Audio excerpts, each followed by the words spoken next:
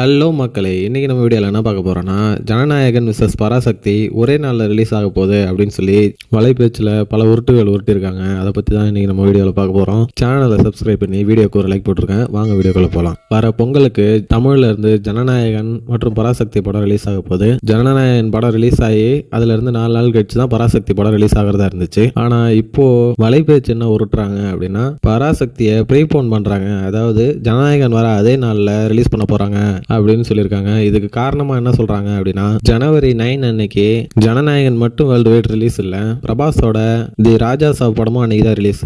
அடுத்த நாள் சிரஞ்சீவியோட விஸ்வம்பரா அப்படிங்கிற படமும் அன்னைக்கு ரிலீஸ். ஓவர்சீஸ்ல தெலுங்கு மார்க்கெட் தான் பெருசு, அது நம்ம எல்லாருக்குமே தெரிஞ்ச விஷயம் தான். இதனால இந்த படங்கள்லாம் ரிலீஸ் ஆனதுல இருந்து 2-3 வாரத்துக்கு எந்த படத்துக்குமே தேட்டர் கிடைக்கிறதுல நிறைய சிக்கல் இருக்க காரணத்தினால பராசக்தி படத்தை ப்ரீபோன் பண்ண போறாங்க அப்படின்னு சொல்லியிருந்தாங்க. இது வரைக்குமே இந்த நியூஸ் மேல நமக்கு எந்த ஒரு சந்தேகமுமே இல்லை. ஆனா ஜனநாயகன் ரிலீஸ் ஆகிற அதே டேட்ல பராசக்தி ரிலீஸ் ஆகணும் அப்படிங்கிறத வற்புறுத்துறதே சிவகார்த்திகேயன் தான் அப்படின்னு உருட்டுனாங்க பாருங்க. அதுல தான் நமக்கு சந்தேகமே வந்துச்சு. ஏன்னா பராசக்தி படம் பொங்கல் ரிலீஸ்னு எப்பவோ பிளான் பண்ணிட்டாங்க. ஜனநாயகன் எப்போ பொங்கல் ரிலீஸ்னு பிளான் பண்ணாங்களோ அதுக்கு முன்னாடியே ஆக்சுவலா பராசக்தி பொங்கல் ரிலீஸ்னு எப்பவோ பிளான் பண்ணிட்டாங்க. அதை பத்தி ப்ரொடியூசர் எப்பவோ சொல்லிட்டாரு ஒரு இன்டர்வியூல. எப்போ எக்ஸ்பெக்ட் பண்ணலாம், என்ன மாதிரி என்ன எவ்வளவு பேலன்ஸ் இருக்கு? பொங்கல் ரிலீஸ் பிளான் பண்றோம். ஓகே, அதை நோக்கி வேலை செய்யறோம். அதுக்கப்புறம் தான் அக்டோபர் ரிலீஸ்னு அறிவிச்சிருந்த ஜனநாயகன் பொங்கல் ரிலீஸ்க்கு ஷிஃப்ட் ஆச்சு.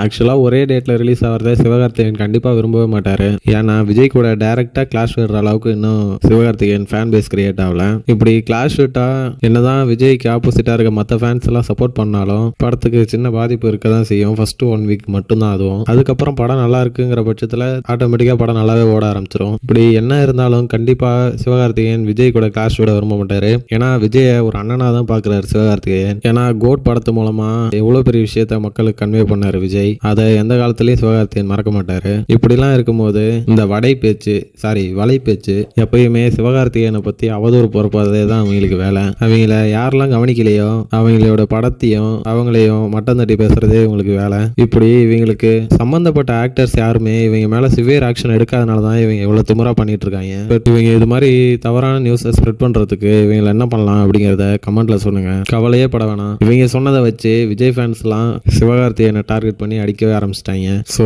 விஜய் ஃபேன்ஸ் யாரும் கவலையே பட வேணாம். படம் ஜனநாயகன் ரிலீஸ் ஆகி 4 நாள் கழிச்சு 14ஆம் தேதி தான் பராசக்தி கண்டிப்பா ரிலீஸ் ஆகுது. So Thalapathy fans and SK fans சேனலை சப்ஸ்கிரைப் பண்ணி வீடியோக்கு ஒரு லைக் போட்டுருங்க. தேங்க்யூ ஃபார் வாட்சிங்.